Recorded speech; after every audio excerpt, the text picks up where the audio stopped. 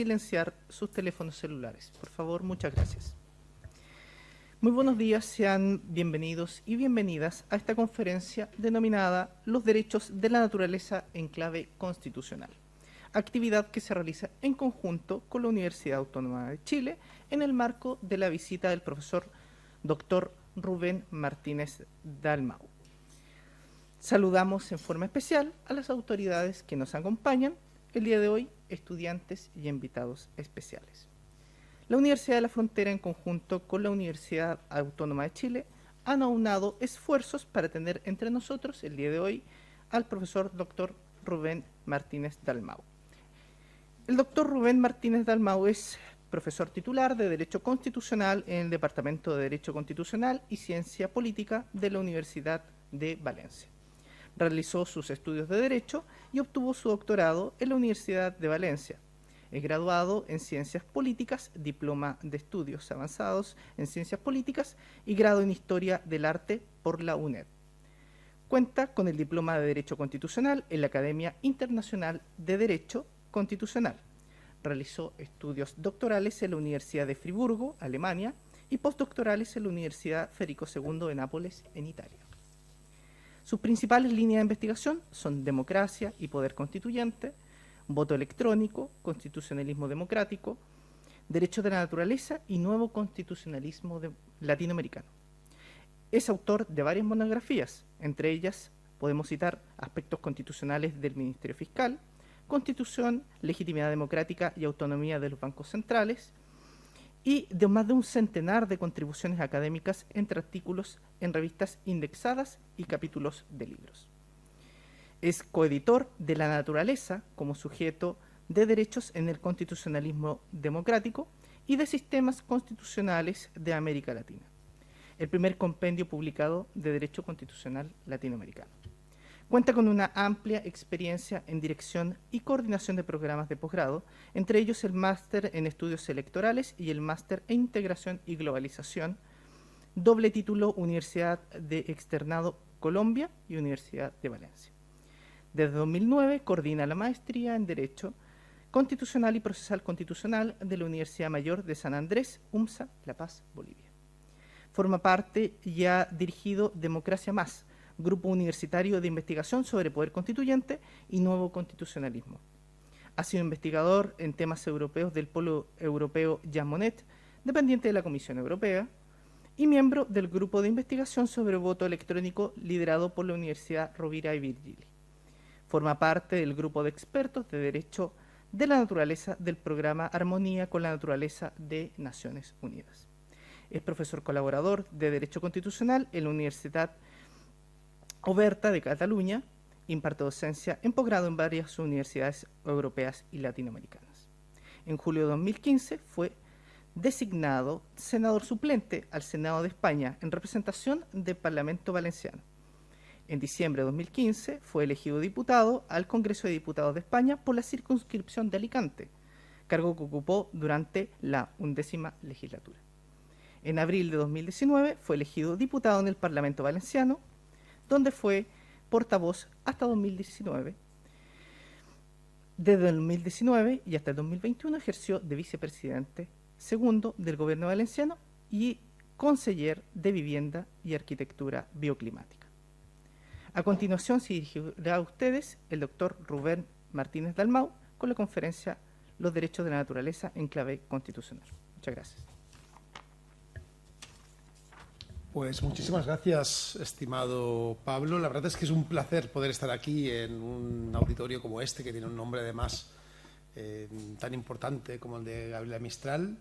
Y quería empezar agradeciéndoos vuestra presencia y particularmente el trabajo en esta alianza que han conseguido estas dos grandes universidades, la Universidad de la Frontera, la Universidad Autónoma de Chile, para poder estar aquí hoy presente con ustedes, ¿no? Estimada Estefanía, querido Juan Jorge, estimado José Luis, todas y todos vosotros habéis hecho posible esta mañana hablando de algo que a mí, como podéis imaginar, me interesa mucho, que es el constitucionalismo verde y los derechos de la naturaleza. Cuando hablamos de derechos de la naturaleza, seguramente algunas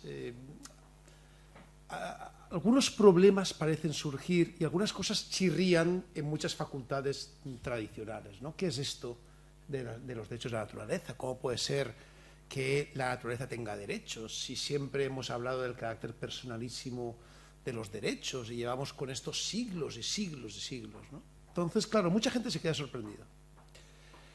Lo cierto es que hoy en día ya no hay un debate sobre si la naturaleza puede ser sujeto de derechos o no. Ya es sujeto de derechos en varios ordenamientos jurídicos tan importantes como el ordenamiento jurídico de Nueva Zelanda, como el ordenamiento jurídico de Canadá, como el caso ecuatoriano, el caso muy importante en Colombia, en Bolivia, en México. En España lo va a ser ya este mismo año, con la iniciativa legislativa popular sobre el Mar Menor en Murcia, y en Chile, si todo va como debería ir, va a incorporarse en el marco del ordenamiento jurídico chileno en su máxima expresión, que es la futura Constitución chilena. Por tanto, esa ya no es la pregunta, pero yo sí voy a plantearles algunas respuestas porque esa pregunta sí se ha hecho en un pasado.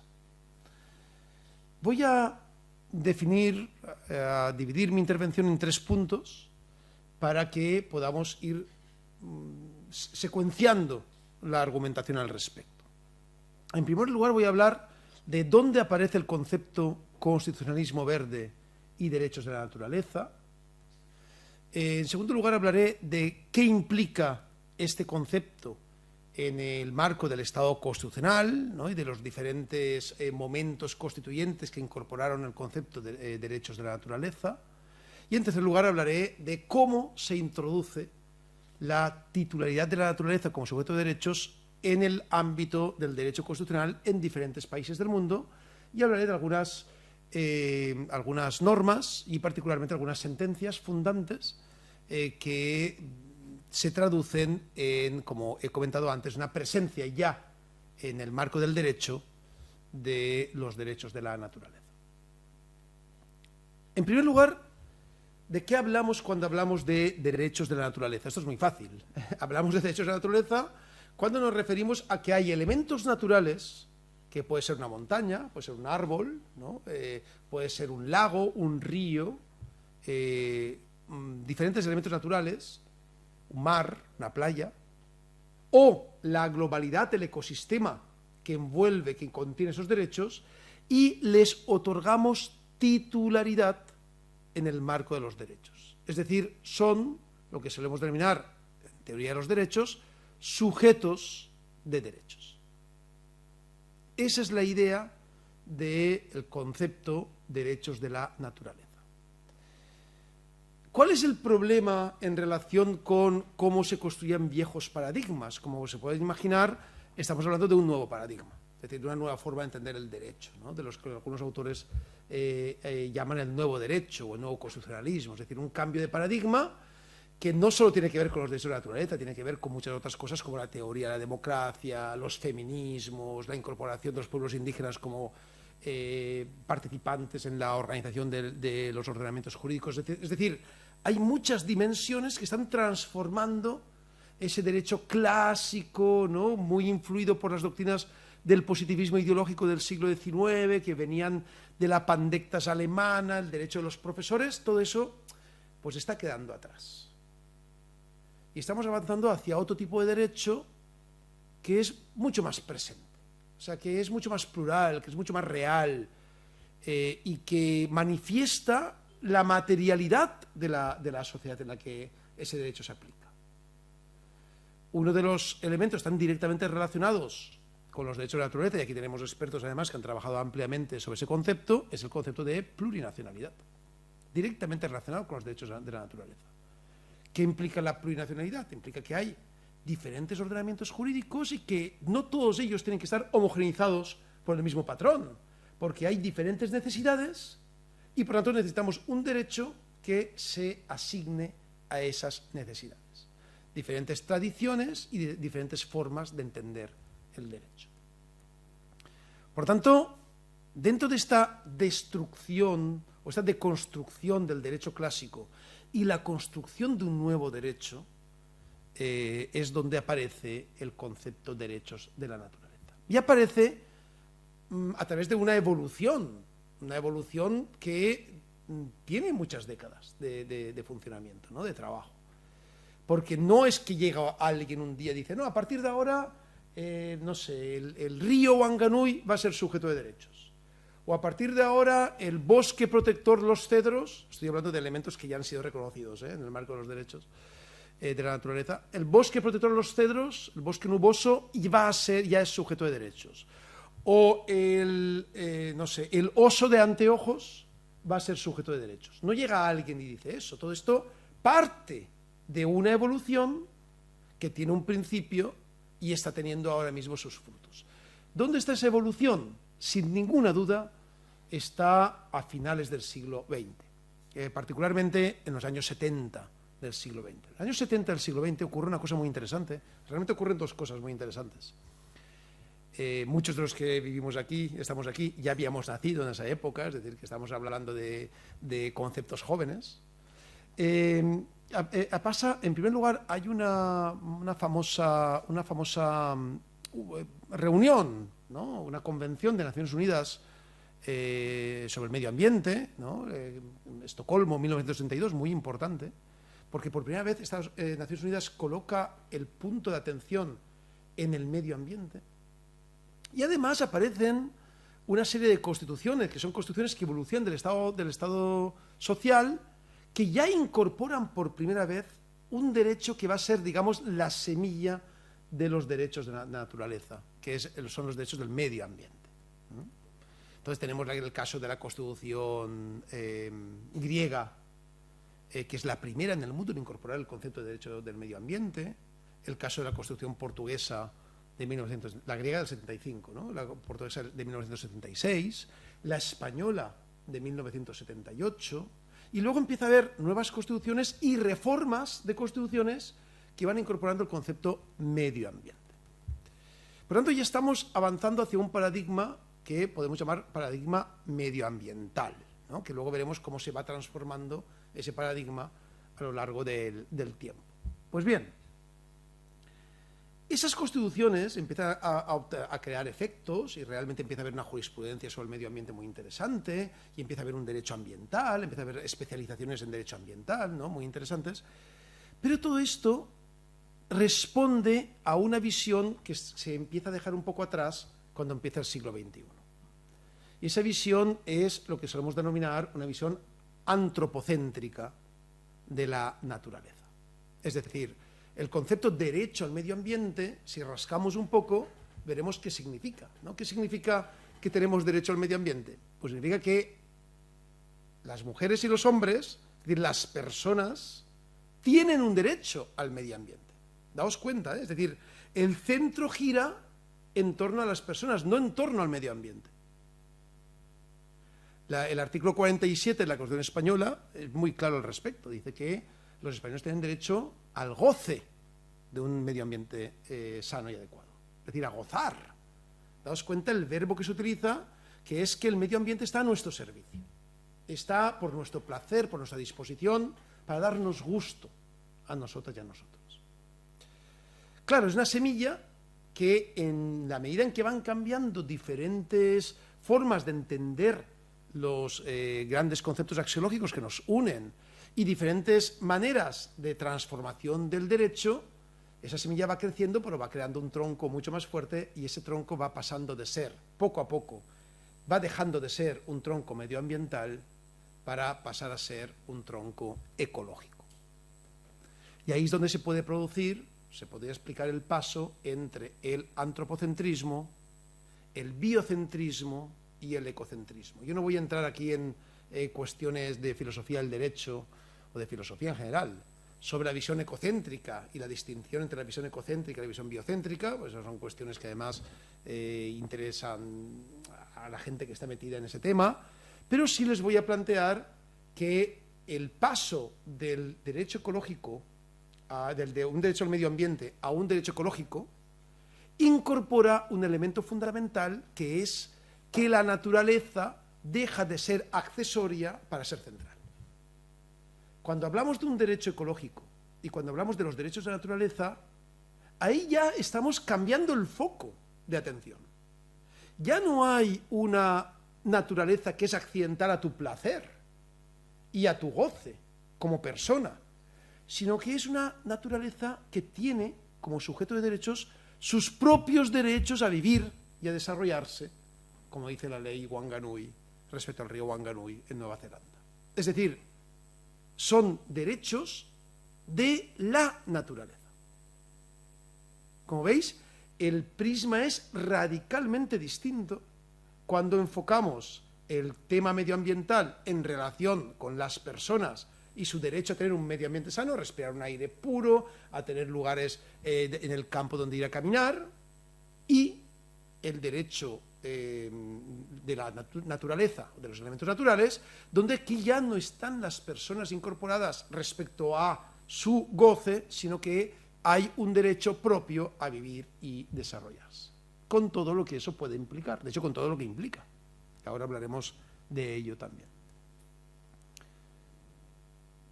Ese paso de la visión antropocéntrica a la visión ecocéntrica no es un paso fácil. Por delante hay un montón de avances que les podría detallar ampliamente. De todas formas, el libro que ha comentado Pablo está a su disposición, se llama Los derechos de la naturaleza en el constructivismo democrático. Está publicado por 4 universidades, la Universidad de Goiás, la Universidad de Valencia, la Andina Simón Bolívar y la Libre de Colombia. Ahí tienen una treintena de autoras y autores que trabajan sobre el concepto de derechos de la naturaleza y lo tienen todo bien explicado en ese libro. Con otros libros más, que ese libro, por ejemplo, está disponible en Internet, lo pueden descargar. Con otros libros más, por ejemplo, hace año y medio, la Universidad de Castilla-La Mancha y nuestro querido profesor Javier Díaz Reborio, pues coordinó también otro libro muy importante en Europa, este ya no en América Latina, sino en Europa, sobre el concepto de derechos de la naturaleza. Bueno, en definitiva, están saliendo muchos insumos doctrinales al respecto y pueden acceder a ellos para ampliar la información que yo les estoy dando en esta clase. Pero, con independencia de que no entre en el detalle de la evolución, sí me quería detener en un par de aspectos importantes. Un primer aspecto es la pregunta, ¿por qué a principios del siglo XXI empieza a aparecer un concepto ecocéntrico, biocéntrico y luego ecocéntrico?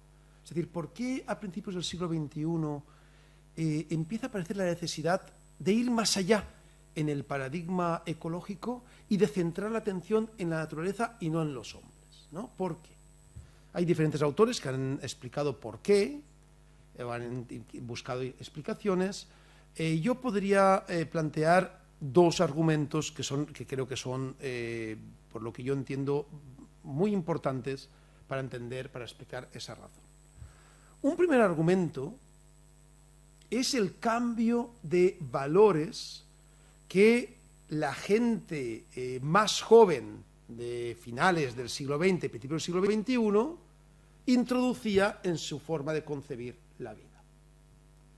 Es decir, los valores que había en los años 50 del siglo XX eran unos valores que obedecían a una forma de desarrollo propia del siglo XX. Hablábamos el otro día con el profesor Juan Jorge, por ejemplo, de Brasilia, que es una ciudad que conocemos los dos muy bien. Pues en Brasilia es una forma de desarrollo urbanístico donde tienes que tener tu carro para moverte, para irte a los lugares, para desplazarte con tu familia, y está pensado así. Eso no es ni bueno ni malo, sino que es que está pensado así, ¿no? Uno se va a las grandes ciudades norteamericanas y, salvo muy pocas, todas ellas tienen unas autopistas enormes que las cruzan, ¿no? Entonces hay un modelo de desarrollo propio de los años 50 del siglo XX. El modelo del siglo XXI ya no es ese modelo. Empezamos a hablar de otros modelos que están relacionados con el concepto de derecho a la ciudad, ¿no? Un concepto que además aparece en los años 70 y se va desarrollando muy interesantemente. Empezamos a hablar de modelos que hablan de la ciudad de los 15 minutos, ¿no? Donde yo puedo ir caminando en 15 minutos a cualquier lugar donde yo me tenga que desplazar dentro de mi ordinariedad. Lógicamente, si voy al aeropuerto, a lo mejor no está a 15 minutos, pero no voy todos los días al aeropuerto. Pero si voy al colegio, voy al centro de salud, o voy a la tienda, yo tengo que poder caminar en 15 minutos y de esa forma utilizar un medio ecológico y muy sano como es caminar, ¿no?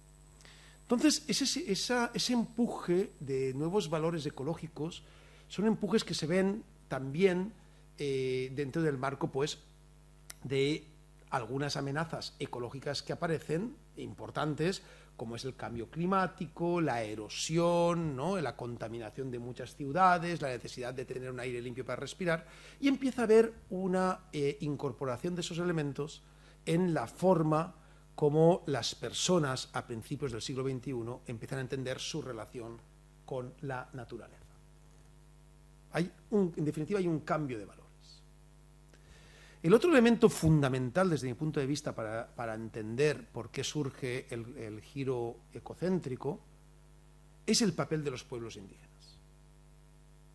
No es ninguna casualidad que donde se están reconociendo en un primer momento los derechos de la naturaleza sea lugares donde los pueblos indígenas tienen una presencia importante en ese momento.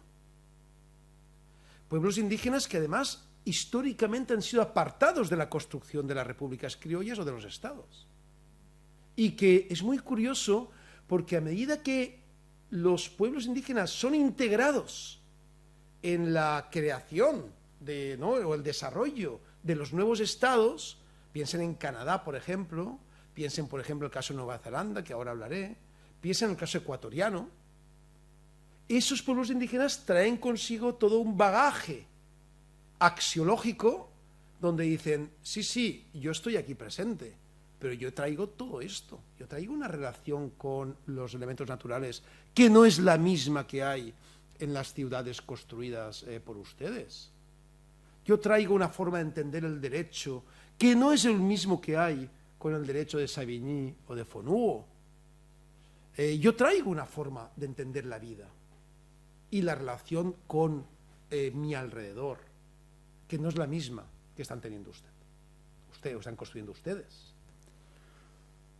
Esos dos elementos, por un parte el impulso de nuevas formas axiológicas, nuevos valores en la gente más joven de principios del siglo XXI, y al mismo tiempo el empuje también de la incorporación de pueblos indígenas en la construcción de diferentes estados, empieza a hacer cambiar el prisma, y donde antes veíamos la naturaleza para el goce de las personas, ahora vemos la naturaleza y las personas dentro de la naturaleza. Es lo que algunos autores han llamado el proceso de renaturalización. Dirán, pero es que este proceso de renaturalización, una cosa extraña, ¿no? ¿Cómo vamos nosotros a renaturalizarnos? Oiga, mire, extraña no es. Si nos vamos al origen del ser humano y recorremos toda la parte, ¿no?, toda la historia en que el ser humano vivió en la Tierra, pues toda la época paleolítica, que es el 96,5% del tiempo que ha vivido el ser humano en la Tierra, la relación con la naturaleza era obvia, necesaria y totalmente simbiótica. Totalmente simbiótica. Es decir, cuando éramos pueblos nómadas, que vivíamos caminando, pues vivías de la recolección, dormías en el mar donde te protegía la naturaleza, tenías diferentes, es decir, vivías de recursos naturales y tu relación era directamente así.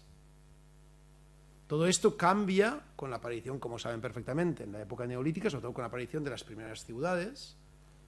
Y es muy curioso, en las primeras ciudades que aparecen, yo tuve la oportunidad de estar en Çatalhöyük, en la primera ciudad del mundo que conocemos, en la península de Anatolia, la actual Turquía. Estuve en agosto del año pasado, no hace mucho tiempo, y me informé mucho sobre Çatalhöyük y cómo se construía, y la verdad es que me quedé frío de ver cómo se construyen esas primeras ciudades. Esas primeras ciudades, que son ciudades que llegan a tener hasta 5.000 personas, con ahora diremos 5.000 personas, qué poquito, ¿no? Perdona, 5.000 personas hace 7.000 años era 5 veces Nueva York hoy en día, es decir, enorme.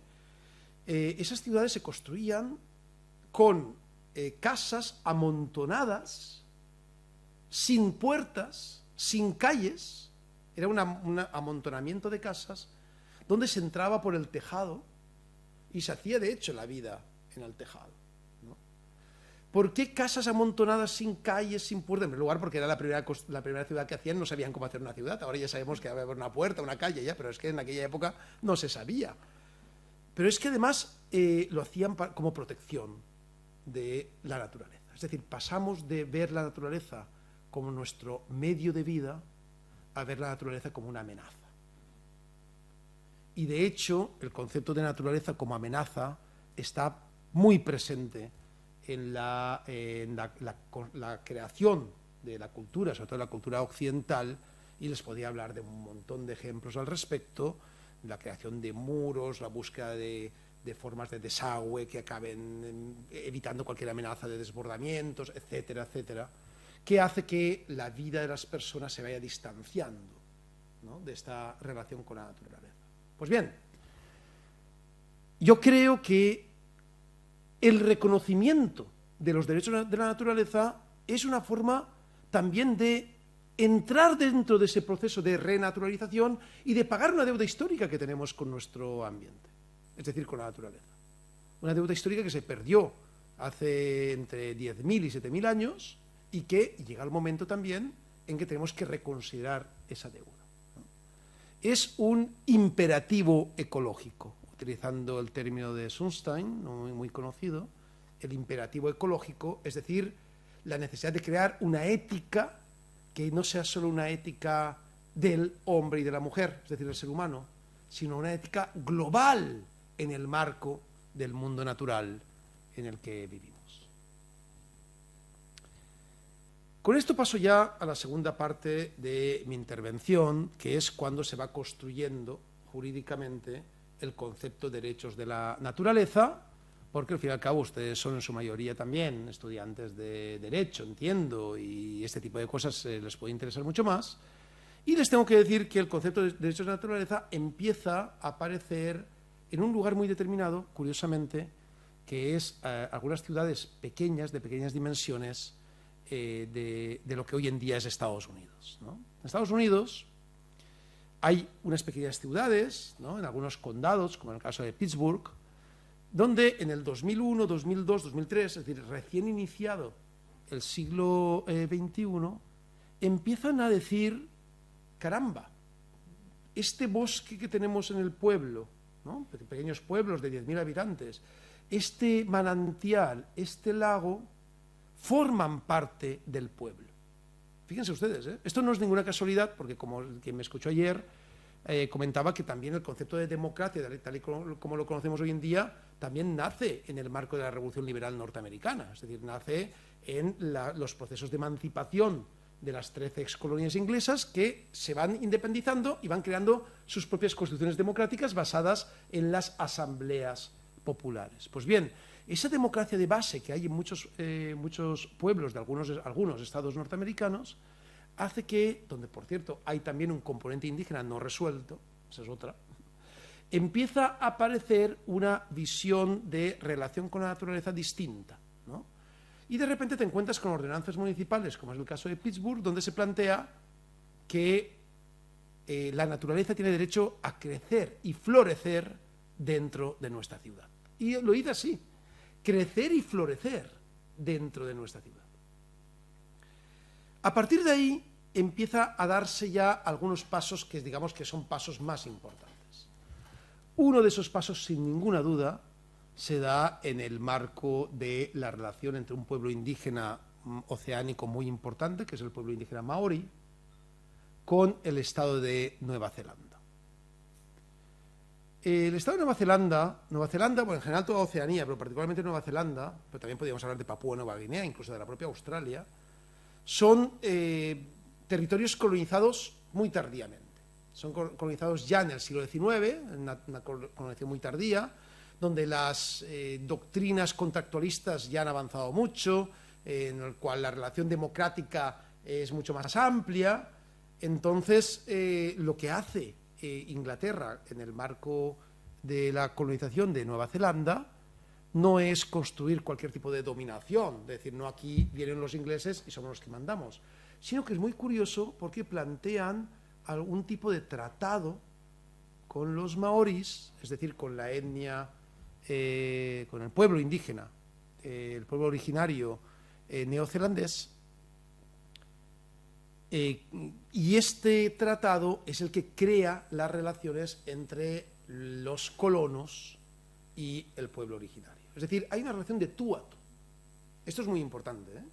Porque cuando se crea un sistema de conquista y dominación, no hay una relación de tú a tú. Es decir, que lo voy a explicar yo aquí en Chile, ¿no? Es decir, ya sabemos perfectamente qué es lo que ocurre cuando no hay una relación entre iguales. Pero en el caso neozelandés sí la hubo.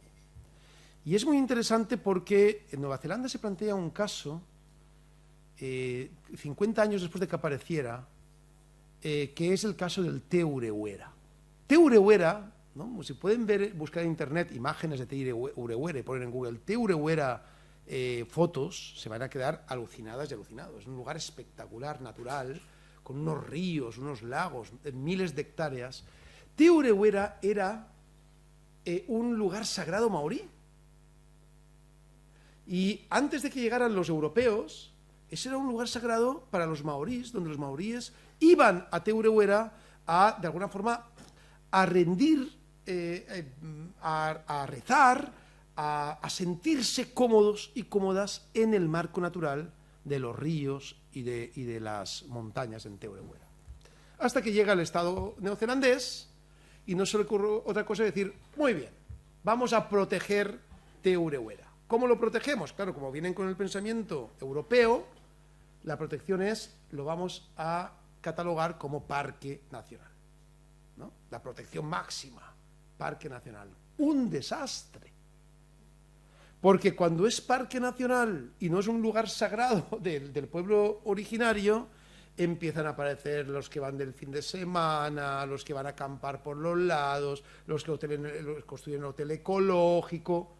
Y aquello, durante décadas, los pueblos originarios, los Iwa, que se llaman, que son las comunidades originarias maorís, dicen, ¿pero esto qué es? Es decir, si este es un territorio sagrado y están todos los días llenos de gente con papas fritas y no sé qué, y acampando, ¿pero esto qué es?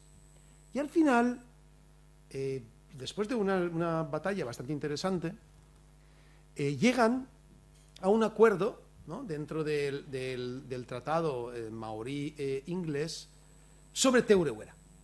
Y ese acuerdo va a ser el siguiente. Te Urewera va a dejar de ser un parque nacional. De hecho, va a ser un parque, es decir, va a dejar de estar en la visión occidental del término. Y Te Urewera será sujeto de derechos. Es decir, Te Urewera será un lugar sagrado. Lo pone en la ley, la pueden buscar la ley Te Urewera, es de 2005, es muy conocida. Será un lugar sagrado que tendrá, como dice la propia ley, su propio maná y su propio maori, dentro de la filosofía, dentro del pensamiento maorí. Los elementos naturales tienen el maná, que es la fuerza, y el maori, que es la potencialidad, ¿no? De los elementos naturales. El río no es el río ahora con la fuerza que tiene, sino que es un potencial de río, lo que puede ser dentro de 20 años, por ejemplo. Eso, desde el pensamiento maorí, es algo que lo tienen muy claro y está en la ley.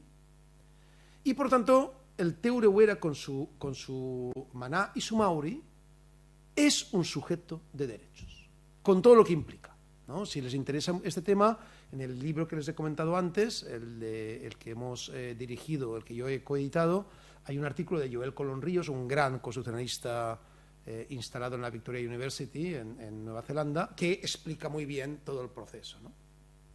Entonces se crean una serie de mecanismos de protección de los derechos del Te Urewera. Porque lógicamente el Te Urewera no tiene patitas y puede ir a un juez y llenar la instancia, el formulario de denuncia, eso no lo va a hacer, ¿no? Entonces se crea un sistema, que es el sistema de los guardianes del Te Urewera, que es un sistema que además está funcionando muy bien y se está aplicando en diferentes lugares, donde hay una serie de gente en los Iwas, en las comunidades indígenas, que son capaces de ir ante el juez, de irse ante las instancias gubernamentales, etcétera, para decir, oiga, están violando los derechos, no mis derechos, sino los derechos del Te Urewera. Y se introduce de esa forma por la vía grande la incorporación del concepto de naturaleza como sujeto de derechos. Unos años después, no voy a No voy a extenderme mucho porque sobre esto podríamos hablar muchísimo. De hecho, yo doy un módulo en la maestría en Derecho de la Universidad del Norte en Barranquilla, en Colombia, solo sobre derechos de la naturaleza. Tenemos una cátedra también en la Universidad de Murcia con Teresa Vicente al frente, solo sobre derechos de la naturaleza. Es decir, esto ya es jurisprudencia y son leyes, entonces se estudian las facultades de Derecho. Las más avanzadas ya lo incorporan, pues es ley, como ustedes lo incorporarán cuando sea un mandato constitucional, habrá que hacerlo así. Entonces, los neozelandeses continúan el mismo trato con Te Awatupua. Te Awatupua es el río Wanganui. Seguramente habrán escuchado hablar del río Wanganui, que es exactamente igual. Es un río espectacular que cruza una parte importante de Nueva Zelanda, de la isla, la isla más grande, la cruza de una manera importante con todo su caudal. Ese río es un río sagrado maorí, y la ley Te Awatupua reconoce los derechos del río con su maná y su maure, y reconoce todos los elementos que tienen que ver con el caudal del río, con la protección del río, y crea la figura de los guardianes del río. Todo eso ocurre en un lugar que no está tan lejos de aquí. De España sí que está lejos, porque Nueva Zelanda está en las antípodas de España, las antípodas físicas, es decir, tú no puedes llegar a un lugar más lejos desde España que no sea Nueva Zelanda. Te tienes que ir fuera de la Tierra, ¿no?, para llegar a un lugar más lejos. Pero también yo pensaba hasta hace poco que también en las antípodas democráticas. Ahora ya en España nos vamos a poner a actualizar con los derechos reconocidos al Mar Menor, y eso nos acerca un poco más a la visión neozelandesa, aunque de eso les hablaré después. Bien, a partir de ahí los saltos son muchos. Entonces yo solo lo que voy a hacer ya, entrando en la tercera parte de mi intervención, lo que voy a hacer va a ser darles pistas para que ustedes vayan investigando por su cuenta y vayan viendo que que estamos hablando de un cambio de paradigma, que es un cambio de paradigma global. Aquí no estamos hablando de un caso puntual, no, es que hay un país exótico no sé dónde que le ha dicho, no. Aquí estamos hablando de un cambio de paradigma en la transformación del derecho que es global y que tiene diferentes constituciones, normas, jurisprudencia, y que además está avalado por un programa de Naciones Unidas, el programa Harmony with Nature, Armonía con la Naturaleza. Uno de los programas más importantes de Naciones Unidas. Es un programa en el cual yo tengo el placer de ser parte de su grupo de expertos. Es un programa que plantea justamente esa necesidad de ir creando mecanismos de relación con la naturaleza.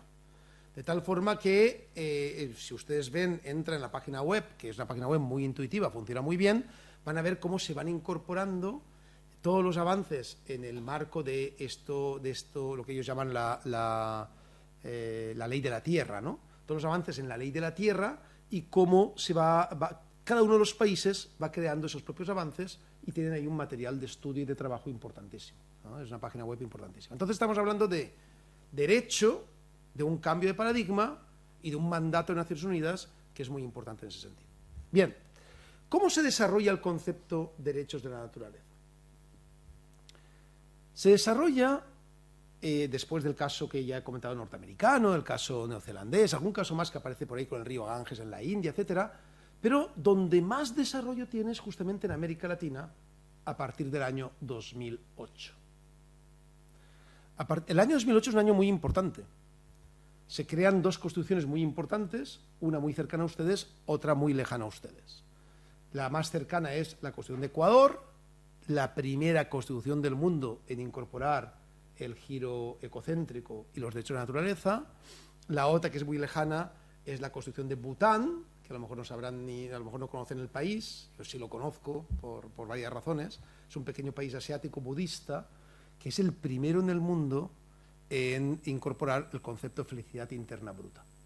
Es decir, lo que dice la Constitución de Bután del 2008, una constitución muy democrática, por cierto, lo que era prácticamente una dictadura, una monarquía autoritaria, es que el objetivo del Estado es crear el máximo índice de felicidad interna bruta. Y modifica el concepto Producto Interno Bruto, ¿no? El objetivo del Estado es crear el máximo índice de Producto Interno Bruto. Oiga, pues a lo mejor ese Producto Interno Bruto, si no se traduce en felicidad, pues ¿para qué queremos estar todos los días pensando en construir más si eso no me hace más feliz? Entonces los budistas butaneses lo modificaron el concepto, ¿no? Bueno, esto era un poco una anécdota, pero es verdad que 2008 es un año importante en esos dos ámbitos. En Ecuador pasa una cosa muy interesante. Yo tuve la posibilidad de estar en Manta, en Montecristi, donde se trabajó la redacción de la Constitución ecuatoriana. Estuve, de hecho, prácticamente un año allá. Y estuve presente en los debates que hubo en la Asamblea Constituyente, y fueron debates interesantísimos. Por ejemplo, un debate fundamental fue sobre si la naturaleza podía ser sujeto o no de derechos. Ese debate se dio en la Asamblea Constituyente. Hoy en día ya sabemos que sí, pero en aquel momento estamos hablando de hace ya pues 14 años, y las cosas no estaban tan claras. Bueno, sí, en Nueva Zelanda ya, pero es que aquello nos pilla muy lejos. Entonces hubo un debate muy interesante porque hubo una serie de autores que pasaban por la Asamblea Constituyente y decían, oiga, mire, esto que ustedes están planteando es una barbaridad. Por cierto, algunos de ellos civilistas, Pablo. Esto es una barbaridad. ¿Por qué? Bueno, es que el derecho civil siempre ha hablado del carácter personalísimo de los derechos. El derecho tiene que estar centrado en la persona. Estamos rompiendo con el humanismo en el marco de la protección de la persona. En definitiva, que no puede haber un sujeto de derechos que no sea una persona, porque te ponían principalmente dos elementos, ¿no? En ese ámbito. Te decían, en primer lugar, que las personas, o sea, para ser sujeto de derechos, tienes que ser persona, porque como constructo solo se aplica a las personas. Y en segundo lugar, te decían que ser sujeto de derechos iba anexionado a tener deberes, a ser responsable. Si tú no tenías deberes, no podías ser responsable, no podías ser sujeto de derechos. Los dos argumentos son falaces, ya, hoy en día ya está claro.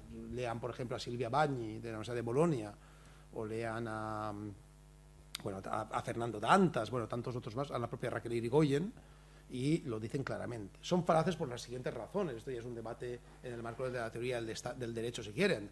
Pero, en primer lugar, solo las personas pueden ser sujetos de derechos. Oiga, mire usted, el derecho es un constructo humano. De hecho, es un constructo cognitivo, es intelectual.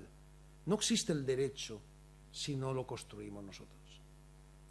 Y el derecho, además, se basa, las autoras, aquí tenemos muchas que trabajan en materia de teoría del derecho, saben muy bien, se basa en un principio que es el principio de la vis expansiva. Es decir, no son los mismos derechos los que había en la Carta Magna en el siglo XIII en Inglaterra que los que habrá en la Constitución chilena en 2022, ¿no? Lógicamente. ¿Por qué? Porque la vis expansiva de los derechos hace que en el proceso de emancipación de las sociedades los derechos sean cada vez más amplios.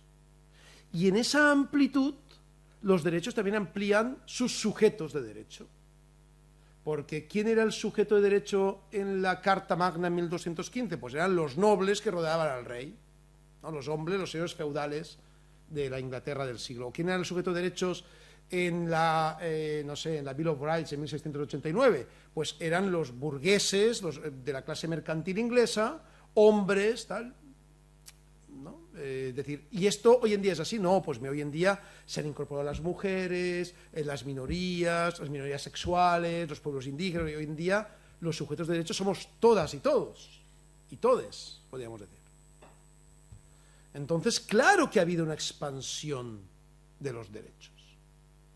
Y quien os diga que los derechos son una cosa dada, cierta, inmutable, no solo está engañando, por supuesto, se está desconociendo cómo funciona el avance de la emancipación con los derechos. Así de claro. Lo está desconociendo. Pero es que además, en la creación de esa vis expansiva, no solo se ha ido aumentando el contenido material de los derechos y los sujetos humanos de derechos, es que también hemos roto, hace mucho tiempo, con las argollas de la humanidad de los derechos y hemos expandido los derechos a otros sujetos no humanos. Por ejemplo, cuando reconocemos a las personas jurídicas. ¿Qué son las personas jurídicas? ¿Las personas jurídicas tienen piernas y tienen una mano para el cuerpo? No. Las personas jurídicas son una ficción jurídica, de hecho, donde yo digo, esta universidad de la frontera o la universidad autónoma es una persona jurídica, la inscribo en un registro y tal, y cuando va el representante no es la universidad la que va, es el representante de la persona jurídica. Por tanto, hace mucho tiempo ya que hemos roto el carácter personalísimo de los derechos. Esto habría que preguntárselo a los positivistas ideológicos de hace 200 años. Hoy en día no tiene ningún sentido. Hoy en día las organizaciones sociales, las comunidades de vecinos, las universidades, los partidos políticos, en España los partidos políticos pueden delinquir. El partido político. De hecho, hay sentencias contra el Partido Popular, la única sentencia que hay, por cierto, donde dice que el Partido Popular delinquió cuando realizó tal, ¿no? Y sobornó y cobró comisiones, tal. Oye, pero es que no es el Partido Popular, es el señorito y el señor y la señora. Ya, pero es que se reconoce a la personalidad jurídica del partido y es el partido el que ha sido condenado. También, por supuesto, las personas, pero el partido también. Entonces ya hace mucho tiempo que hemos roto esa argolla limitativa de que solo las personas pueden ser sujeto de derechos, ¿no? Hay gente que no lo va a reconocer nunca, ¿eh? Hay gente que todavía está en el viejo paradigma y ahí se va a quedar, ¿eh? Es decir, porque el concepto de paradigmas lo explica muy bien Kuhn. Cuando tú creas un nuevo paradigma, pues hay gente que decide pasarse el nuevo paradigma y hay gente que dice, no, yo me quedo en el viejo paradigma, que es mi zona de confort y donde yo entiendo que estoy más cómodo, y estos son locos que hablan. ¿Ah? Claro, estos son locos. Claro, esta gente, eso es cuando mi padre, que en gloria esté, decidió que nunca iba a saber lo que era Facebook. Le pareció una locura. No, pero ¿cómo va eso? ¿Qué es? No, es que no quiero saberlo. Nunca quiso introducirse en ese cambio de paradigma. Pues claro, en el derecho hay mucha gente que no quiere dar el paso al cambio de paradigma. Y morirán pensando que tienen toda la razón y que nos vamos todos al apocalipsis. Afortunadamente no es así, al contrario, de hecho. Entonces, claro, el cambio de paradigma se da. Pero es que ese cambio de paradigma ya empieza en el viejo paradigma. Es que en los años 70 ya empieza a reconocer diferente legislación del mundo derechos de los animales. Los animales domésticos, por ejemplo, de los animales encerrados en los zoológicos. Si yo estoy creyendo que un tigre encerrado en un zoológico tiene derecho a no ser maltratado y tiene que comer adecuadamente con su dieta, etcétera, o que un perro, aunque esté el perro viviendo en mi casa, no puede ser latigado y no puede ser pateado, pues oye, ¿estoy o no estoy ampliando los sujetos de derechos a seres no humanos? Pues claro que sí. No verlo es estar ciego, realmente. Entonces, eso por un lado. Por un lado, nos decían a los constituyentes ecuatorianos, es imposible que haya sujetos de derechos no humanos. Y ellos dijeron, es posible y aquí está la prueba. Y luego el otro argumento que planteaban, había bastantes argumentos, ¿eh? Hay un libro de Ramiro Ávila que los explica todos muy bien, pero yo les he puesto los dos principales porque además yo estuve en los debates y fue muy interesante. El otro argumento que planteaban es la relación entre deberes y derechos, ¿no? Tú no puedes ser sujeto de derechos si no eres sujeto de deberes, porque tienes que tener tu responsabilidad, ¿no? Un gran poder conlleva una gran responsabilidad, ¿no? Como diría Peter Parker, ¿verdad? Esto es otra falacia. Esto es otra falacia. Hay una enorme cantidad de seres humanos que no son sujetos de deberes y sí son sujetos de derechos. Un bebé de 5 meses, ¿tú qué responsabilidad le vas a pedir a un bebé de 5 meses? A ver, ¿cuál le vas a pedir? ¿Que vaya a votar? No sé, ¿qué le vas a pedir? ¿Que friegue los platos? Pues no tiene ninguna responsabilidad porque es un bebé de 5 meses. ¿Eso significa que no tenga derechos? Por favor. Es decir, claro que tiene derechos. Una persona que está en una situación de coma, una persona que está en una situación postrado en un hospital en coma, por supuesto que no tiene ningún tipo de deberes ni de responsabilidad, pero sí tiene derechos, ¿no? Y que nos lo digan, por cierto, a los que hemos trabajado jurisprudencia sobre personas postradas, ¿no? Que hay un montón. Entonces, cuando les decían a los constituyentes ecuatorianos, fíjense ustedes, para que haya un deber tiene que haber, o para que haya un derecho tiene que haber un deber, y un árbol no tiene una responsabilidad, y una montaña no tiene una responsabilidad, ellos contestaban, ustedes no han entendido nada de lo que está pasando aquí. Entonces aparece en la Constitución ecuatoriana un artículo muy importante, que es el artículo 10 de la Constitución de Ecuador, que dice: la naturaleza tendrá los derechos reconocidos en esta Constitución. Así de claro. Un artículo taxativo que permea toda la Constitución. Entre ellos, por ejemplo, el capítulo de derechos. Una de las cosas que hacen los ecuatorianos, fue un debate que yo también estuve presente, muy importante, fue cuestionar el concepto de derechos fundamentales. Yo sé que esto causa un poquito... ¿Cómo que usted...? Sí, mire, es que cuando hablamos de derechos fundamentales, significa que hay derechos no fundamentales. Entonces, al final, ¿quién decide cuáles son fundamentales y cuáles no son fundamentales? Pues lo decide quien tiene la capacidad de decidir en ese momento. Claro, porque para algunos, por ejemplo, no sé, puedo poner cualquier derecho, por ejemplo, no sé, uno de los últimos derechos que aparecieron justamente en la Constitución de Ecuador y que además yo ayer lo puse como una anécdota y hoy lo pongo como un elemento principal, ¿no? La obligación de tener ciclovías en los municipios. ¿Eso es un derecho fundamental o no es un derecho fundamental? Por una parte, una gente te dirá, pues no es un derecho fundamental porque no es el derecho a la vida ni el derecho a la salud. Y entonces te dirá, oye, ¿cómo no va a ser un derecho fundamental? Si lo que tenemos que hacer es justamente avanzar hacia un aire puro, poder manejar, poder ir en bicicleta a los lugares, claro que es un... Entonces, ¿quién decide si es un derecho fundamental y no es un derecho fundamental? Es una decisión política. ¿Qué hicieron los constituyentes? Dijeron, no, aquí todos los derechos tienen la misma categoría, la misma jerarquía. Los derechos se ponderan entre ellos, pero determinados por la Constitución tienen el mismo raso. Por tanto, si ustedes leen el capítulo de derechos en la Constitución de Ecuador, verán que no pone ni derechos fundamentales, ni pone derechos. Derechos. Pues son derechos humanos y no humanos, pues están también los derechos de la naturaleza. Son derechos, lo que eran derechos fundamentales, y otros que han sido históricamente considerados como no fundamentales, como la educación, o como la salud, o como la seguridad social. Entonces, colocan en la categoría de... Es más, esto es una anécdota, pero lo pueden ver, los organizan alfabéticamente, para que nadie pueda decir, no, es que parece agua, alimentación, empiezan por la A, ¿no? Agua, alimentación, para que nadie pueda decir, es que como está antes, la leguleyada de turno, como está antes, implica que es superior. No, mire, para que usted se dé cuenta de que estamos hablando de un nuevo paradigma, ¡pam!, todos organizados alfabéticamente y así nadie discute nada. De esa forma empieza a plantearse un debate muy democrático que tiene que ver con la titularidad de la naturaleza como sujeto de derechos.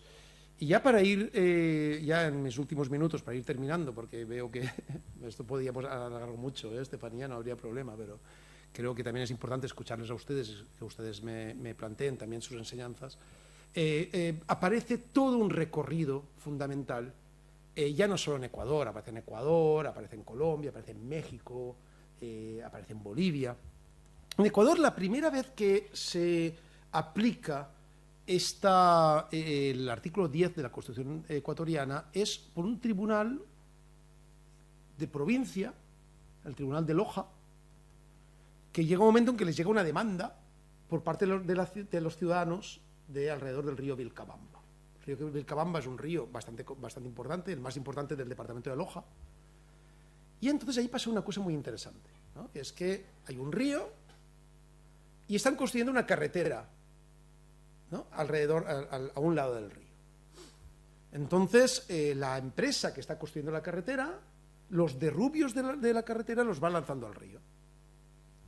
Entonces la gente dice, ¿pero cómo es esto? Están secando el río, nuestro río. Entonces se van a las autoridades, se van primero a la empresa y digan, oiga, ustedes dejen de hacer eso. Y dice, ¿por qué?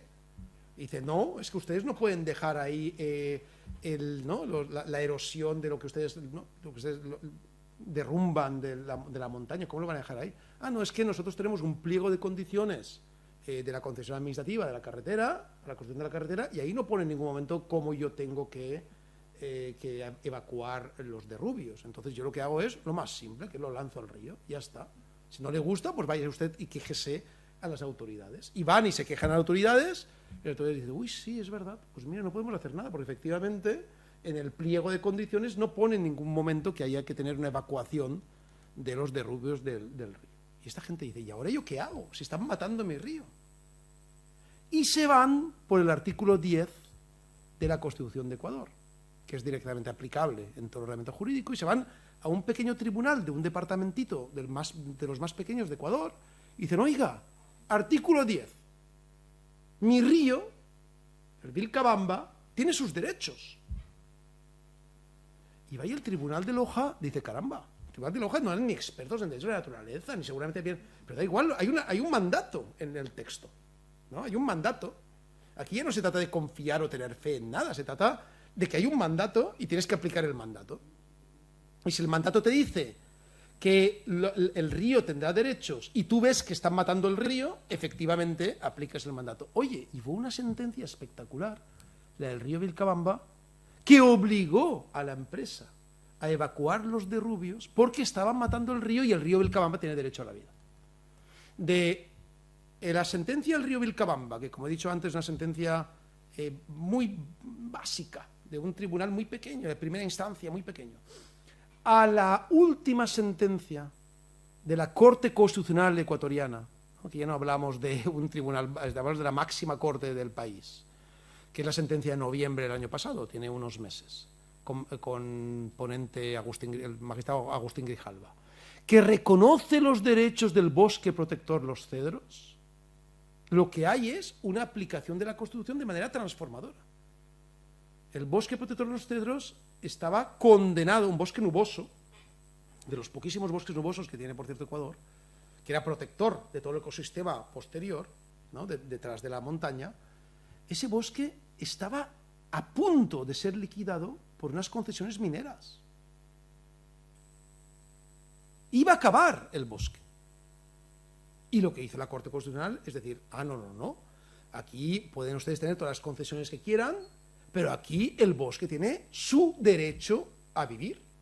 Y protegió el bosque, porque además la concesión minera puede tener lugar en otros lugares, no es que se prohíba la minería, en Ecuador no está prohibida la minería, se puede tener lugar en otros lugares donde no haya ese tipo de perjuicios respecto al ecosistema. Entonces prohibió la explotación minera en el bosque nuboso Los Cedros.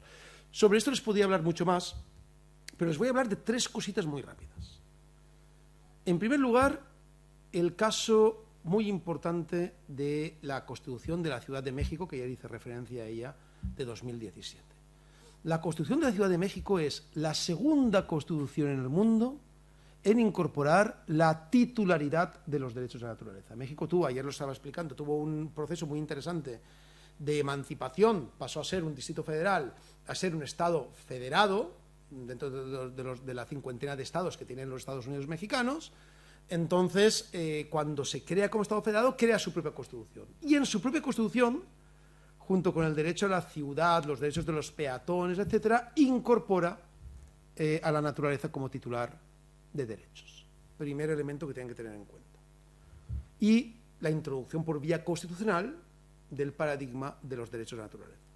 Segundo elemento que tienen que tener en cuenta, la introducción por vía legal de los derechos de la naturaleza. El caso boliviano. En Bolivia la Constitución de 2009 no introduce el concepto de derechos de la naturaleza. No se atrevieron. Estaba habiendo el debate ahí, pero no dieron el paso. Les podría explicar por qué no dieron el paso, pero eso porque también puede estar presente en esos debates constituyentes, pero eso sería más, eso ya para el café. Entonces, pero al final no se incorpora el concepto. Pero a continuación, crea la Constitución una serie de principios, entre ellos el principio de armonía con la naturaleza, la plurinacionalidad, el papel de los pueblos indígenas en el marco de la construcción del Estado y de la nueva sociedad, el Tribunal Constitucional Plurinacional, ¿no? Formado por mitad de magistrados y magistradas de la Corte de la Justicia Originaria Campesina y mitad de la Justicia Ordinaria, y con base en esos principios se introduce el concepto de derechos de la naturaleza a través de una ley que se llama Ley de Derechos de la Madre Tierra, una ley muy, muy bonita, por cierto, que está ahora, por cierto, aplicándose en un caso fundamental en Bolivia, que es la famosa carretera que cruza el Tibnis, que es unas explanadas en plena selva en la frontera con Brasil, de una vegetación verde enorme. Quieren construir una locura, una autopista por la mitad, ¿no? Como no, es que va a ser una autopista limpia. Dicen, ¿cómo va a ser una autopista? ¿Eso dónde existe? Como una autopista limpia. Una limpia puede ser a lo mejor un tren de alta velocidad que vaya por una autopista donde habrá casas y tal, no sé cuántos, la gente contaminarán los coches, etcétera. Bueno, entonces ahora hay una disputa entre los derechos de la naturaleza, en este caso de la selva, y la voluntad del Estado boliviano de construir sus carreteras. Y la última forma de introducción del concepto de derechos de la naturaleza, muy interesante, fue el caso a través de la jurisprudencia constitucional.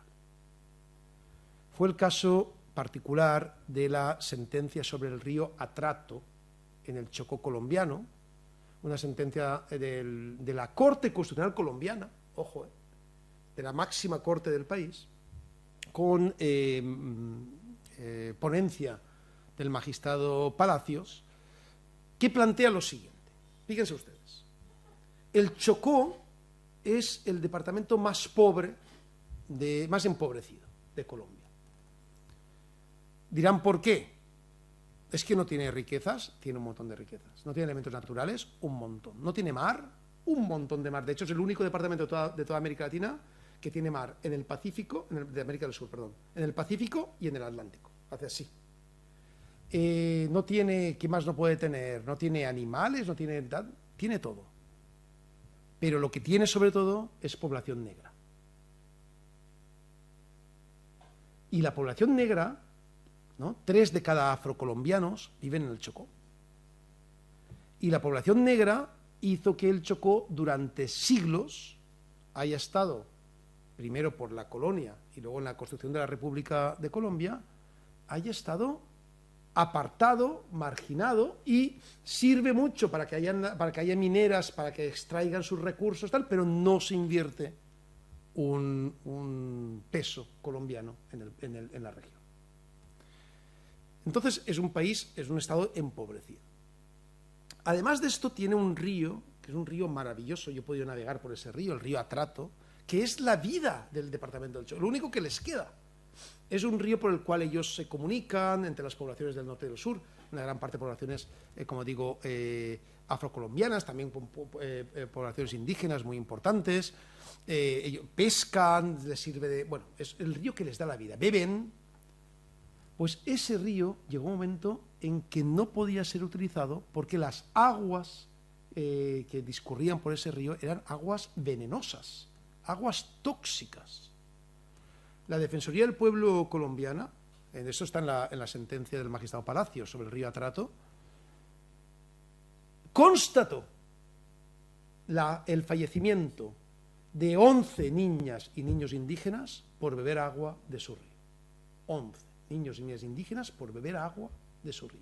Las constatadas, imaginémonos las que hubo de verdad. Todo eso, por supuesto, por culpa de la falta de control del Estado, la minería ilegal, la minería a cielo abierto, etcétera, ¿no? Pues bien, en una maravillosa sentencia sobre el río Atrato que planteó la Corte Constitucional colombiana, la Corte Constitucional reconoce los derechos del río y dice: el río Atrato tiene derecho a vivir sano, a disfrutar de su salud, tiene derecho a tener aguas limpias, aguas vitales, aguas que sirvan al propio río y que sirvan para lo que ha servido siempre ese río, que es para crear vida a su alrededor. Así lo dice la sentencia. Y de donde no hay una previsión constitucional sobre la titularidad de los derechos de la naturaleza y tampoco hay una ley, el tribunal crea el concepto, lo aplica y plantea una maravillosa decisión sobre el río Atrato, que yo todavía no lo he visto después de la sentencia, desde hace 5 años la sentencia. Espero poder ir a finales de este año y poder ver efectivamente los resultados, que me dicen que son bastante buenos, de la aplicación de la sentencia de la Corte Constitucional colombiana. En definitiva, la idea principal que les he planteado en esta charla, en esta clase, es, como les decía, son 3 elementos, ¿no? En primer lugar, un primer elemento muy importante que tienen que tener en cuenta es que el concepto de derechos de la naturaleza no es un concepto que aparece del día a la noche. No es que un día alguien diga, ay, mira, vamos a darle derechos al río Wanganui. Eso no ocurre así. Sino que es una evolución que parte desde ya hace 50 años y que va teniendo diferentes enfoques, un enfoque antropocéntrico, un enfoque biocéntrico, un enfoque ecocéntrico, y que desemboca en el concepto del reconocimiento de los derechos de la naturaleza y el programa de Naciones Unidas, etc. El segundo elemento que les he planteado es que ya no estamos hablando de una entelequia. Hay gente que piensa que todavía esto de los derechos de la naturaleza es una entelequia. Miren, son decenas de normas, decenas de sentencias centenares, ya muchas constituciones, y por tanto ya estamos hablando de materia jurídica. Por lo tanto, aquí a los abogados y a las abogadas ya no hay que decirle, ¿usted cree que el río tiene derechos o no? Me da igual lo que usted crea. Haga como dice la Corte de Loja, es decir, aplique el derecho. Y se acabó. Que a usted le parezca bien o mal, a mí hay tantas cosas del derecho que me parecen mal, pero no por eso voy incumpliendo el derecho por ahí. Entonces, al final lo que hay que hacer es aplicar el derecho. Por tanto, estamos hablando ya de materia jurídica, pese a quien le pese. Y en tercer lugar, la última conclusión, que al mismo tiempo es una felicitación, es felicitarles porque aquí en Chile se ha dado el debate sobre la naturaleza como sujeto de derechos y que se haya planteado como un debate en la Constitución, que estoy convencido que se va a incorporar al texto final y que va a ser aprobado, y eso hace de alguna forma que ustedes también se coloquen a la vanguardia ahora mismo de lo que es este nuevo paradigma, que como he dicho antes es un paradigma transformador, que incorpora muchos otros elementos que tienen que ver con esta emancipación en la que estamos todos y todas comprometidos, y que hará que a partir de ahora sean ustedes los que tengan que ser estudiados, citados, seguidos, y por lo tanto sean de alguna forma la guía, también guía para el resto de países, como el caso español, por ejemplo, que también estamos trabajando en ese marco. Así que felicidades y muchas gracias.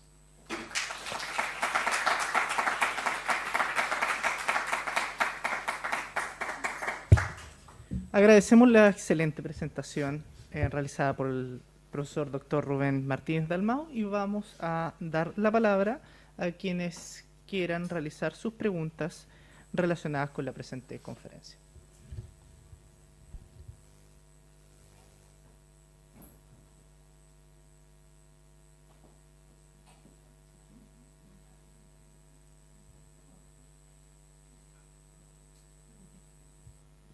No se amontonen, ¿eh? Adelante. Primero, felicitarte a Guy, ¿no? Otra vez por esta presentación, dentro de un mismo contexto, pero en una, digamos que, como dicen los más jóvenes que nosotros, en un universo paralelo distinto, ¿no? Y la idea del universo paralelo, porque no es que no sea, pero estamos en otro escenario.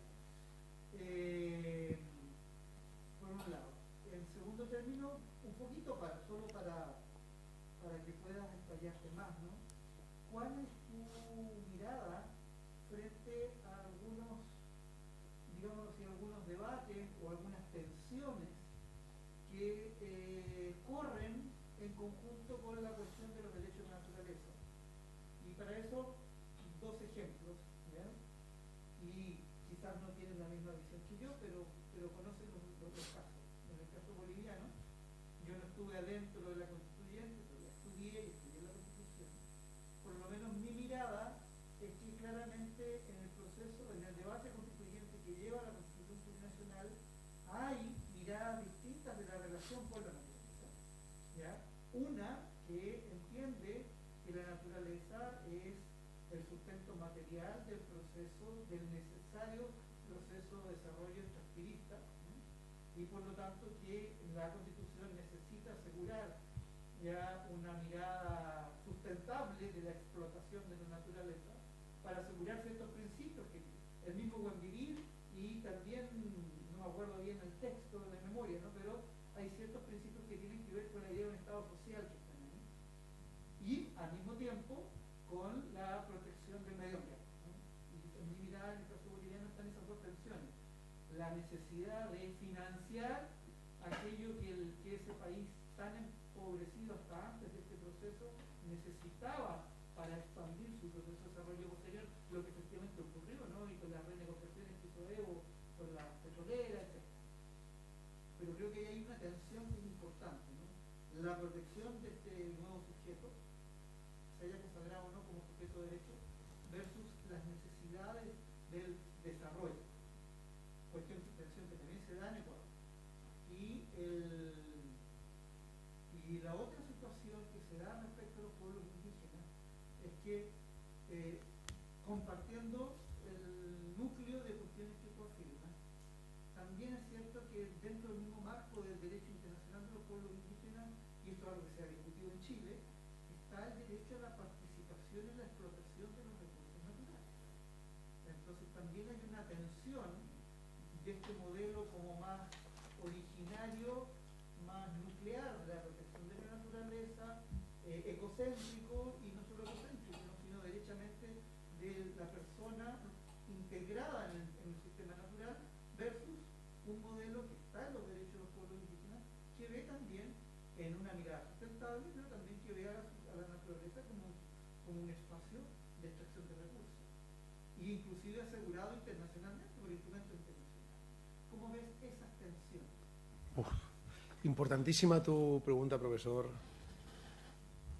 En primer lugar, la tensión que hay dentro de la propia Constitución boliviana y que se manifiesta en todo tipo de ordenamientos jurídicos donde hay un reconocimiento de los derechos de la naturaleza, un giro biocéntrico, ecocéntrico, como lo queramos llamar, es pensar que es que los derechos de la naturaleza son derechos absolutos y que cualquier tipo de relación, ¿no?, de conflicto con derechos de las personas, automáticamente ya hay una religión que dice que los derechos de la naturaleza están por encima, etcétera. Vamos a ver, esto es un problema grave porque es no entender cómo funcionan los derechos. No existen los derechos absolutos.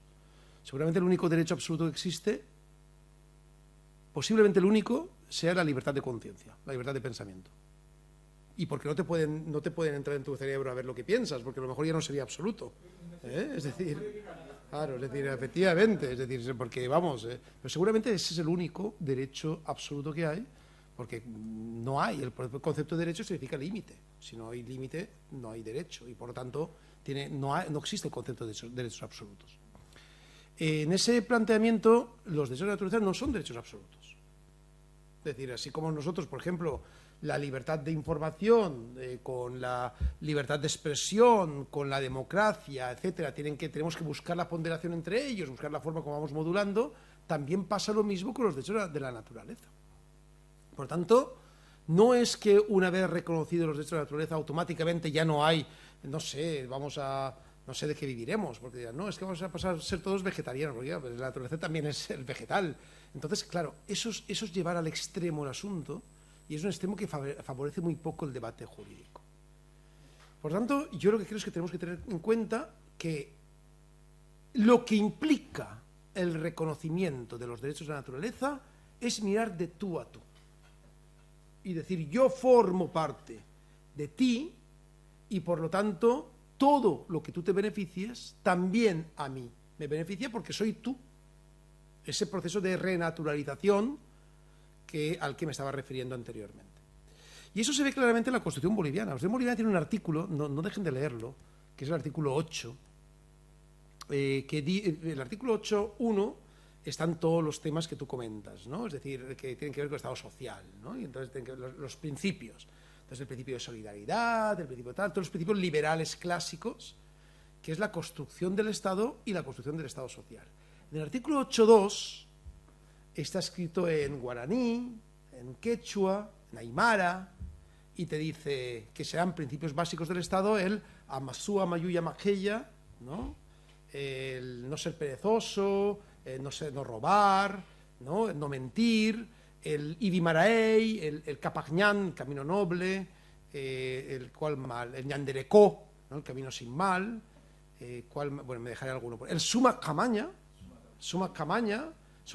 en quechua boliviano sumac camaña, en quichua ecuatoriano dicen sumac causay, ¿no? Pero en la cuestión pone sumac camaña. Entonces, todos esos principios son principios en relación con la naturaleza. Es decir, el camino sin mal, el camino noble, ¿no? La forma de poder entender el ñanderecó, ¿no? El camino de la felicidad, acaba siendo caminos, productos muy en relación con la naturaleza. Entonces ahí está la tensión. La tensión la tienes en el artículo 8 de la Constitución boliviana. Y dentro de esa tensión lo vas a tener en todas las constituciones. Las constituciones tendrán una parte de constitución económica, y por lo tanto ahí te dirán que es importante el desarrollo, es importante que la gente tenga salud, es importante que la gente tenga educación, es importante que la gente pueda vestir bien, que tenga soberanía alimentaria, y eso es muy importante. Pero para poder tener un derecho a la salud tienes que tener hospitales en algún lugar y utilizar recursos naturales. Para poder tener derecho a la movilidad, o para poder tener una soberanía alimentaria, a lo mejor hace falta transportar alimentos de donde hay a donde no hay, o llevar el agua de donde hay a donde no hay. Entonces todo eso está relacionado.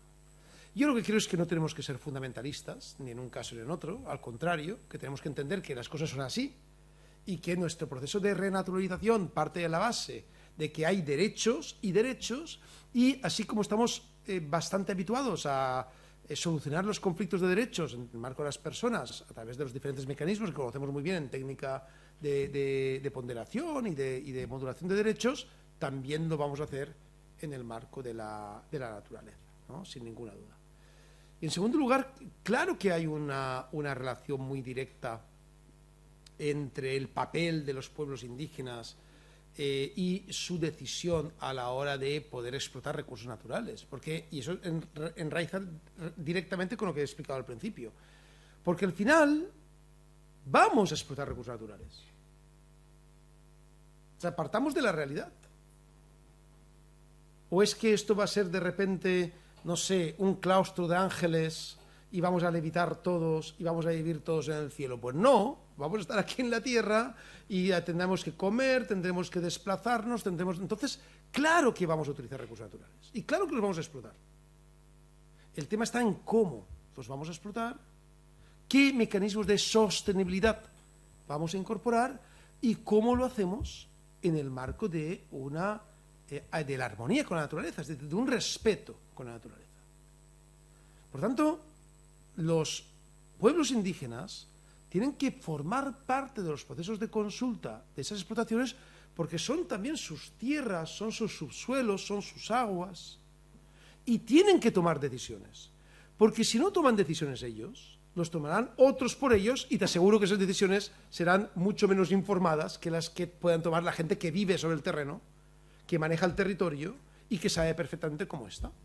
Hay muchos casos, por ejemplo, muy interesantes de territorios indígenas amplios, donde, por ejemplo, la propia comunidad le ha dicho a los mineros: oiga, mire, esta montaña no, porque es que forma tal, pero váyase usted a aquella parte de allá, que no tiene ninguna trascendencia, y va a encontrar lo mismo y no nos va a fastidiar, y sobre todo no va a eliminar los derechos de la montaña sagrada, tal, no sé cuánto. Y estas cosas ocurren.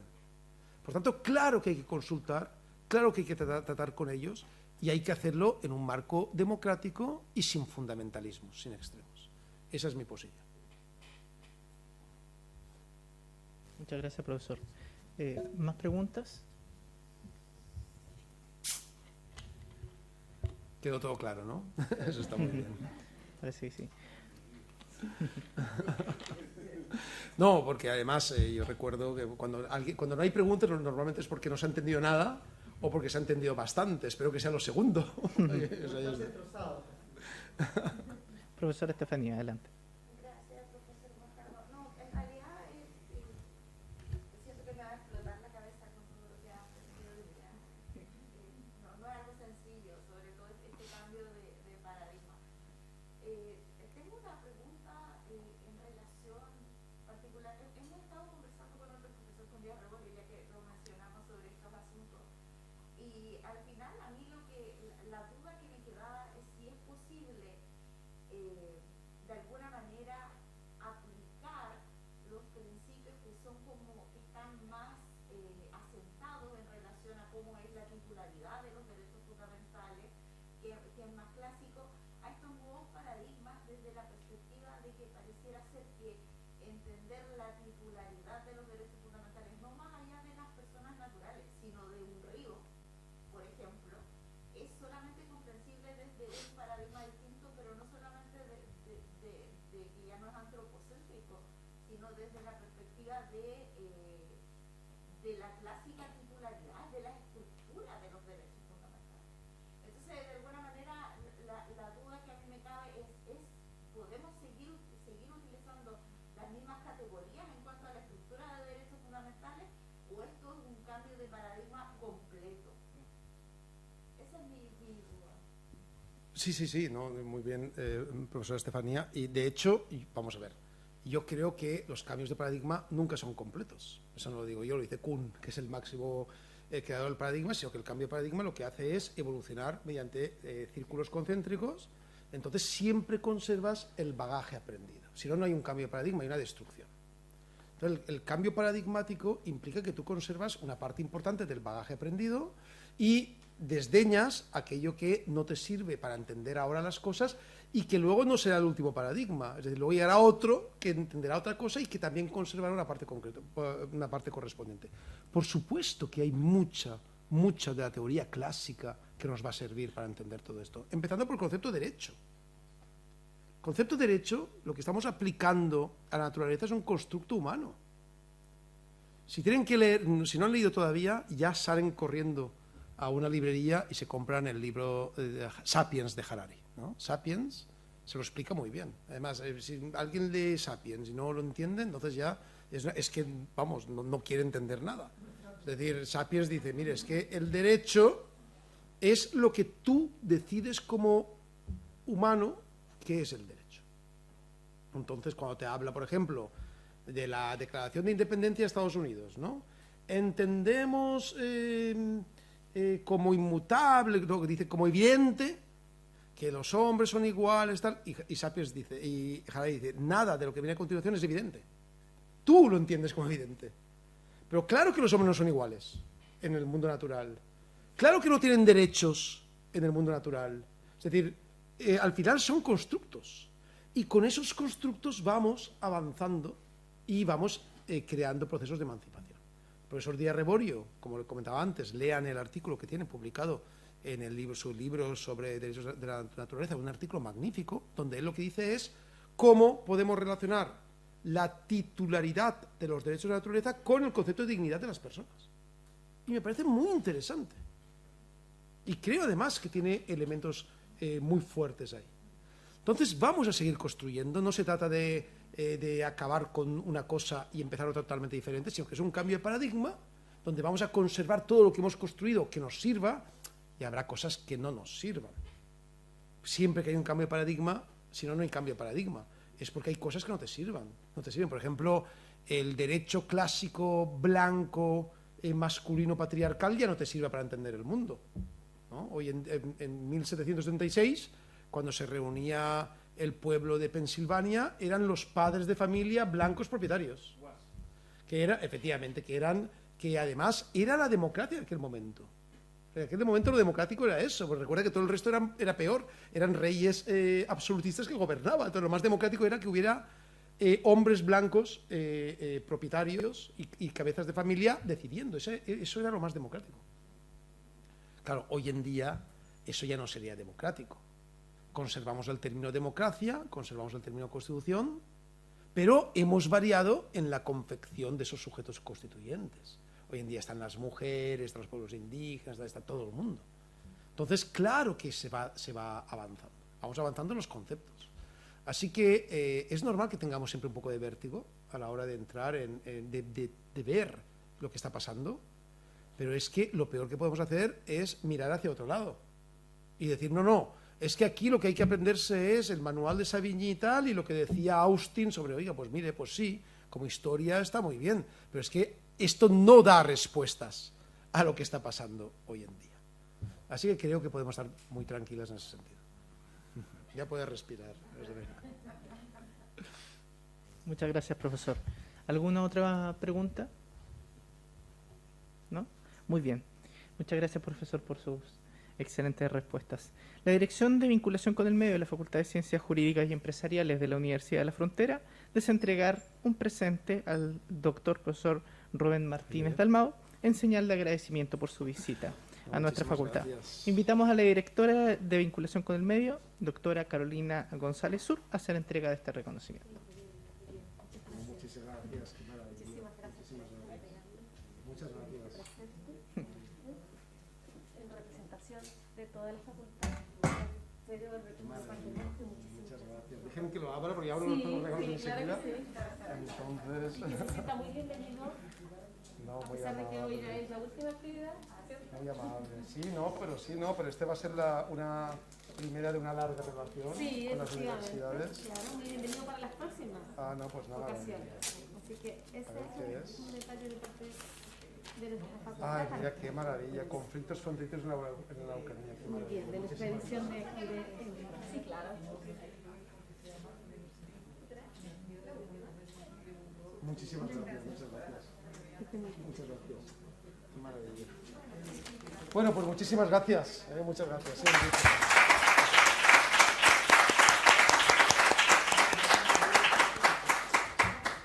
De esta forma damos por finalizada la actividad del día de hoy. Queremos agradecer por su presencia en este importante evento. En nombre de la Universidad de la Frontera y de la Universidad Autónoma de Chile, agradecemos su participación y le deseamos una excelente jornada. Muchas gracias.